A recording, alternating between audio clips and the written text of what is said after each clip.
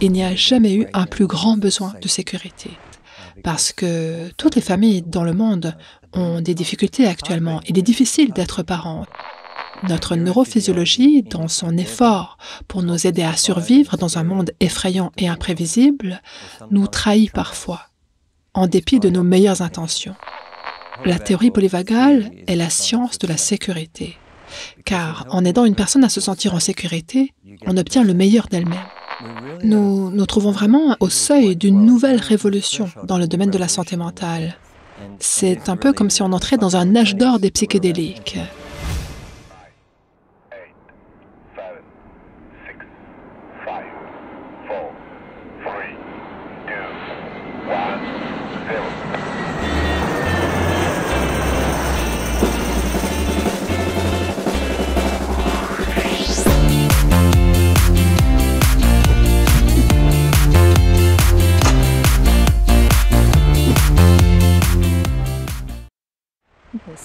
Je suis ici à Potsdam pour le Congrès polyvagal 2024 et je suis accompagnée d'un invité très spécial venu tout droit d'Australie. J'aimerais vous présenter Paul North. Paul North, merci d'être là avec nous. Je suis très heureux d'être là. Ça a été tout un voyage pour venir jusqu'ici. Il faut à peu près 39 heures d'avion pour arriver jusqu'ici, donc oui, c'est long. J'ai été très étonnée de vous voir et je profite de cette occasion pour avoir une petite conversation avec vous sur ce que vous faites en lien avec la théorie polyvagale, votre travail et aussi parce que ce qui est particulier ici, c'est que vous êtes l'auteur d'un livre pour enfants au sujet de la théorie polyvagale et ce livre sera le premier livre pour enfants que les éditions Quantum Way vont publier. C'est donc très spécial. Oui, c'est quelque chose qui me ravit. C'est une opportunité absolument merveilleuse de le voir traduit en français. J'aime beaucoup la langue française, j'aime le peuple français, c'est donc très spécial pour moi aussi.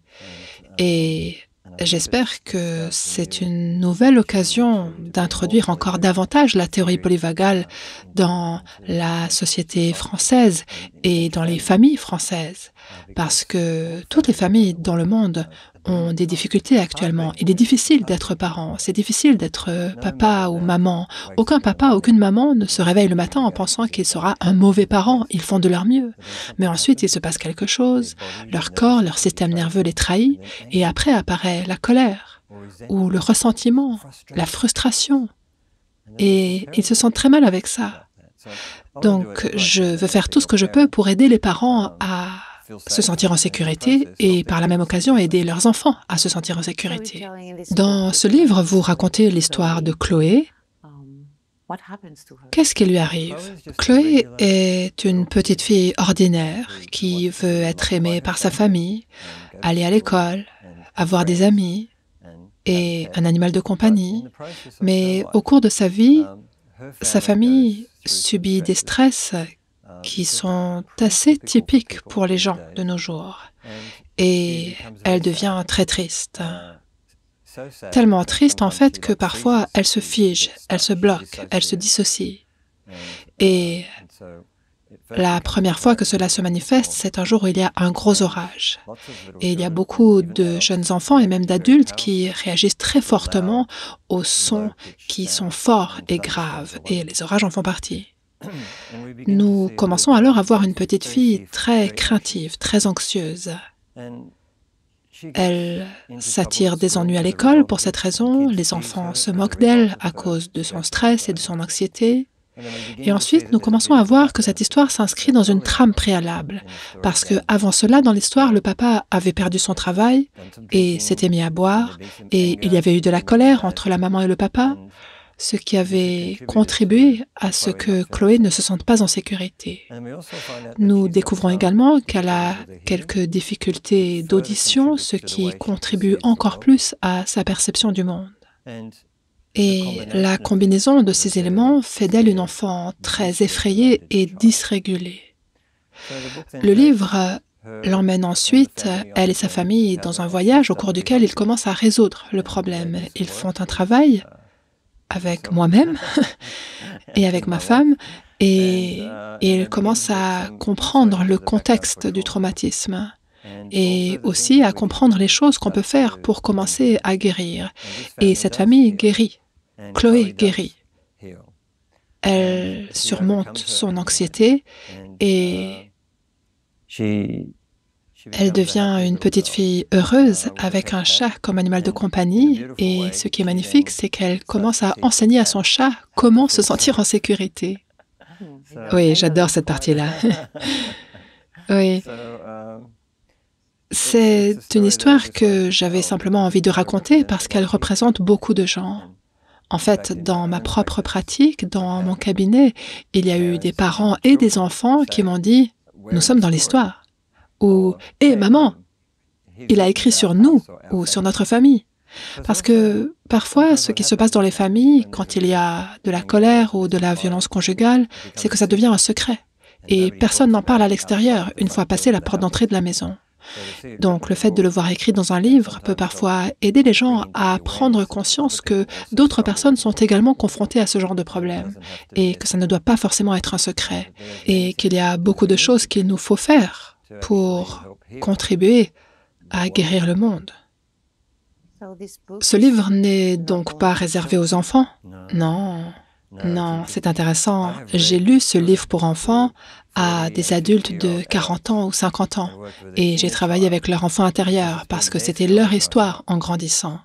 Et cela a également été très bénéfique. J'ai donc constaté que les enfants, les adolescents et les adultes ont tous aimé lire ce livre ou qu'il a donné lieu à des discussions thérapeutiques, qu'il a permis aux gens de grandir et de prendre conscience de certaines choses. Ce que j'ai trouvé en effet très intéressant. Les parents peuvent donc l'acheter pour leurs enfants, les enfants peuvent l'offrir à leurs parents afin de les aider à comprendre ce qu'ils vivent, ce qu'ils traversent. Les parents peuvent l'utiliser pour aider leurs enfants, mais aussi pour les thérapeutes, c'est vraiment un outil intéressant pour les thérapeutes qui travaillent avec les enfants, mais aussi avec les adultes, avec l'enfant intérieur. C'est ce que vous disiez? Tout à fait. Lors du congrès australien sur les traumatismes d'enfance qui s'est tenu à Melbourne en 2022, ce livre a été l'un des plus populaires. En fait, il a été épuisé 2 fois parce que les cliniciens l'ont acheté. Et j'ai eu beaucoup de retours de la part des cliniciens. J'ai toujours voulu l'introduire dans les écoles pour la même raison, parce que les enseignants aussi essaient d'être en sécurité, essayent d'aider les enfants. Et souvent, ils sont aussi parents, et ils ont aussi des difficultés.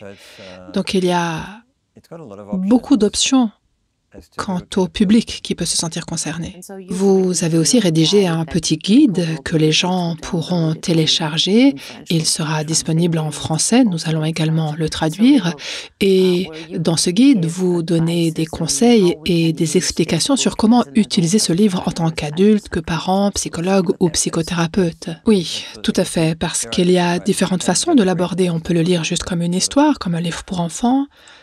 Chaque page est vraiment imprégnée de théories polyvagales. Par exemple, s'il y a une scène où le père de Chloé la regarde avec compassion, eh bien, il nous a fallu un certain temps pour obtenir ce regard, parce que c'est un regard très particulier, un regard très puissant de sécurité. Et c'est le regard que son père utilise quand elle est effrayée par l'orage, n'est-ce pas? Parce que c'est très différent, face à un enfant effrayé par un orage, de lui dire « Ne sois pas bête, c'est juste un orage ». Ou alors de lui dire « Les orages, ça fait peur, mais tu es en sécurité ici, je suis là maintenant ». Parfois, les adultes invalident les enfants en leur disant qu'ils sont ridicules parce qu'ils s'inquiètent. Et tout ce que cela a comme résultat, c'est d'augmenter le stress de l'enfant. Il s'agit toujours de valider l'expérience vécue par l'autre personne et de lui témoigner de la compassion. Si nous voulons transmettre des signaux de sécurité, cela facilitera la guérison. Nous parlons beaucoup de théorie polyvagale. Qu'est-ce qui vous a amené à cette théorie et pourquoi est-elle si importante aujourd'hui dans votre travail et peut-être plus largement pour le monde entier? C'est une longue question. Ça pourrait être un cours de 2 heures, oui. Mais en résumé, j'ai rencontré Steve Porges en 2011 à Sydney lors d'un congrès. Je l'ai écouté présenter son travail et cela a été un moment décisif dans ma vie. Ça a en fait changé la façon dont je regardais le monde, la façon dont je regardais mes patients et ça m'a aidé à comprendre tellement de comportements qu'ils avaient et qui jusque-là étaient restés un mystère. Dans son essence, la théorie polyvagale est la science de la sécurité. Il s'agit de comprendre que notre neurophysiologie, dans son effort pour nous aider à survivre dans un monde effrayant et imprévisible, nous trahit parfois, en dépit de nos meilleures intentions. Personne ne se réveille le matin en se disant « Aujourd'hui, je veux avoir une crise de panique » ou « Aujourd'hui, je veux devenir toxicomane » ou « Aujourd'hui, je veux me fâcher et gifler mon enfant ». Personne ne fait ça. Les gens essayent de faire de leur mieux, mais quelque chose peut les faire réagir, quelque chose peut aider leur neurophysiologie à ne pas se sentir en sécurité et la réaction qui en découle est quelque chose dont ils doivent ensuite assumer la responsabilité. Mais sur le moment, ce n'est pas de leur faute. Ainsi, si nous commençons à voir le monde à travers le prisme de la théorie polyvagale, nous parvenons mieux à identifier les signaux de menace et les signaux de sécurité. Et ce que nous essayons de faire, c'est d'augmenter les signaux de sécurité. Car en aidant une personne à se sentir en sécurité, on obtient le meilleur d'elle-même. Donc, sans entrer dans la neurophysiologie de la théorie polyvagale, cette approche aide tout le monde à comprendre comment notre corps réagit, moment après moment, aux choses que nous rencontrons dans notre vie, et aussi ce que nous pouvons faire pour y remédier. C'est vraiment le plus beau cadeau que l'on puisse faire au monde. Je pense que c'est une des contributions les plus importantes à la psychologie et à la santé mentale. Et je crois que nous le constatons dans l'effet ricochet, dans la façon dont la théorie polyvagale est appliquée dans la psychologie moderne. Et nous pourrions peut-être profiter de cette conversation pour parler également du travail que vous faites avec les psychédéliques. Cela m'a vraiment intriguée parce que beaucoup de gens en parlent, mais j'ai apprécié la façon dont vous l'expliquez en disant pourquoi cela représente peut-être un autre grand tournant pour la psychologie. Alors, quelle est votre expérience et qu'en avez-vous appris ou que souhaitez-vous nous dire à ce sujet? Nous nous trouvons vraiment à un moment charnière, au seuil d'une nouvelle révolution dans le domaine de la santé mentale.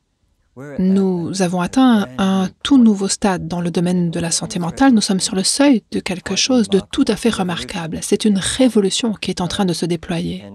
C'est un peu comme si on entrait dans un âge d'or des psychédéliques. En Australie, la législation a été modifiée. L'Australie est le premier endroit au monde où les substances psychédéliques ont passé de la catégorie 9, ça veut dire illégale, à la catégorie 8, ce qui signifie que la psilocybine et la MDMA peuvent être prescrites par un psychiatre dûment formé pour traiter le syndrome de stress post-traumatique et les dépressions résistantes au traitement. Nous avons mis au point des protocoles très spécifiques et des formations très spécifiques. J'ai moi-même reçu une formation de thérapeute assistée par les psychédéliques. Je fais partie des 100 premiers dans le pays et nous allons commencer à travailler dans les prochains mois. Certaines des premières personnes sont déjà venues consulter à Melbourne, ce qui a fait la une des journaux. Le magnifique cadeau que cela offre aux gens est de changer leur relation avec leur dépression, avec leur traumatisme et leur perspective à ce sujet. Ce n'est pas un remède miracle, et pourtant, en seulement parfois 2 traitements thérapeutiques, nous constatons que les symptômes des patients disparaissent et qu'ils ne reviennent pas depuis maintenant 2 ans après l'administration de la substance, ce qui nous permet de commencer à mettre au point un cadre de guérison. Le monde entier observe l'Australie parce que si nous réussissons, les autres pays pourront suivre. Ce n'est pas la même chose que la décriminalisation. Il s'agit de la reconnaissance par les aspects thérapeutiques, médicaux, juridiques et gouvernementaux d'un pays tout entier qu'il s'agit d'un outil valable et utile pour réduire la souffrance. C'est une drogue incroyablement sûre. C'est ce que les gens ne comprennent pas. Sur l'échelle des risques, la drogue la plus nocive, celle qui fait le plus de dégâts dans le monde, est l'alcool. Viennent ensuite le crack, la cocaïne et l'héroïne. Quelques rangs plus bas, il y a la cigarette. Et la drogue la moins nocive au monde, avec un score de 6, est la psilocybine. La psilocybine, c'est le champignon. Oui, la psilocybine, c'est les champignons magiques, n'est-ce pas? Il faudrait 17 kilos de ces champignons minuscules pour vous tuer. Ce serait impossible à manger. On ne peut pas mourir à cause de la psilocybine. Donc, dans ce monde à l'envers, je peux sortir dans la rue et acheter la drogue la plus dangereuse dans un pub. L'alcool. Mais je ne peux pas avoir accès à la drogue la plus sûre au monde. Les gens ne comprennent pas que la psilocybine est la drogue la plus étudiée en psychiatrie. Tous ces travaux ont été réalisés dans les années 50. La drogue la plus étudiée. Nous en savons énormément sur son fonctionnement. Nous apprenons encore, mais nous savons aussi à quel point elle est sans danger. Et si on veut comprendre comment on en est arrivé là, c'est une question de politique. Ça a commencé dans les années 70 avec Nixon et la guerre contre la drogue. Et un grand tort a été causé à l'humanité et à la conscience collective humaine lorsque les psychédéliques ont été interdits. Cependant, heureusement, grâce à un travail incroyablement bien fait en Amérique et au Royaume-Uni, et grâce au soutien de philanthropes, nous sommes parvenus maintenant à démontrer l'efficacité de cet excellent médicament, cet excellent remède, qui sera un autre moyen de réduire les traumatismes. C'est quelque chose qui m'enthousiasme énormément. Et pour aider les gens à comprendre peut-être de quoi il s'agit, ce n'est pas seulement prendre de la psilocybine ou de la MDMA ou de la kétamine, qui sont les 3 substances étudiées à l'heure actuelle, mais cela dépend également de tout l'environnement dans lequel on le fait, étant donné qu'on ne le fait pas seul. On est toujours accompagné d'un thérapeute qui est formé à la psychothérapie assistée par psychédéliques. Tout à fait. Ce qui est absolument crucial, et cela va dans le sens de la théorie polyvagale, c'est que nous devons créer un espace sûr. Car ce que nous voulons, c'est permettre à la personne de se sentir tellement en sécurité, tellement soutenue, qu'elle vit une expérience psychédélique très positive. En fait, nous ne parlons jamais de bad trip ou mauvais voyage, parce que tout voyage génère un apprentissage. Mais je suis d'accord pour dire que si vous prenez de la psilocybine et que vous êtes sur le parking d'un McDonald's, ce n'est pas le meilleur endroit pour faire un voyage. De mauvaises choses peuvent se produire et ce serait totalement irresponsable. Nous avons donc un protocole très détaillé. 2 cliniciens, un homme et une femme, vont accompagner la personne pendant le voyage. Il y a une préparation approfondie avant la prise du médicament, un travail de dépistage, de préparation, d'exploration des besoins de la personne. Et ensuite, après le voyage, nous continuons le travail d'intégration. Concrètement, dans le protocole, on administre 2 doses de psilocybine à 2 semaines d'intervalle, en commençant par une dose plus petite et ensuite une dose plus grande. Et on apporte un soutien pendant tout cet intervalle. Quand on le fait correctement, on obtient d'excellents résultats. Merci d'avoir partagé cela, car je sais que c'est à la fois excitant et effrayant. Oui. Dans un sens, c'est simplement nouveau, n'est-ce pas? Mais une fois qu'on a passé un peu de temps sur le terrain et qu'on a vu certains des changements, c'est stupéfiant. Ça change la vie, vraiment. Ça donne beaucoup d'espoir. Ah oui, ça c'est sûr. Sauf que ce n'est pas accessible à tout le monde, étant donné que ça coûte vraiment très cher. Oui, c'est vrai. Et ça va également s'améliorer au fil du temps. Et nous travaillons dur pour y parvenir. Vous savez, en Australie, nous avons réussi à obtenir le médicament à un prix bien inférieur à celui que les grandes sociétés pharmaceutiques voudraient pratiquer. Nous sommes donc très enthousiastes à ce sujet. Parce que cela devrait être aussi bon marché que possible, étant donné que, franchement, on peut trouver de ces champignons spéciaux, probablement sur la pelouse de l'université, gratuitement. Donc, nous voulons que le médicament soit aussi bon marché que possible. Pour revenir à la théorie polyvagale et conclure notre échange, à votre avis, pourquoi la théorie polyvagale est-elle aussi importante aujourd'hui et pourquoi n'y a-t-il pas plus de personnes polyvagales informées? Que pouvons-nous faire, en plus de ce que nous faisons ici, parler devant un large public et essayer de leur apporter ça? Quel est le cœur du problème? Pourquoi cette approche n'est-elle pas plus répandue et comment ce serait si tout le monde était sensibilisé à l'approche polyvagale aujourd'hui? Tout d'abord, je tiens à dire que le monde n'a jamais connu de crise aussi grave qu'aujourd'hui. C'est ce que nous montrent les statistiques. Nous savons que, parallèlement à l'obésité et au diabète de type 2, la santé mentale évolue dans la même direction. Et ces éléments sont en fait liés. Ils sont liés et interdépendants parce que nous mangeons aussi pour nous sentir en sécurité. Et nous sommes dépendants d'aliments ultra transformés qui sont conçus pour créer une dépendance. Et tout cela conduit à l'inflammation du cerveau et à un manque de sécurité pour le corps. Il ne s'agit donc pas seulement d'un problème psychologique. Il existe en fait ce qu'on appelle une réponse cellulaire à la menace. Et ce qui se passe quand on ingère certaines substances qui nous sont complètement étrangères, je peux vous dire que certaines substances chimiques contenues dans les chips et autres produits que les gens consomment sont complètement étrangères à notre corps, ce corps incroyablement brillant. Ce qui se passe alors, c'est que le corps réagit à une menace, et cette réaction à la menace inclut l'inflammation. Nous avons donc cet effet qui entraîne une augmentation du poids, des fluctuations du taux de glycémie dans le sang, une inflammation du cerveau, qui conduit aussi à toutes sortes de choses comme la dépression, l'érosion des fonctions cognitives, le brouillard cérébral, la chasse aux mots. Tous ces défis auxquels nous sommes soumis dans le monde actuel, et il n'y a jamais eu un plus grand besoin de sécurité. Voilà, donc ça, c'est le besoin existant. Et comment pouvons-nous procéder?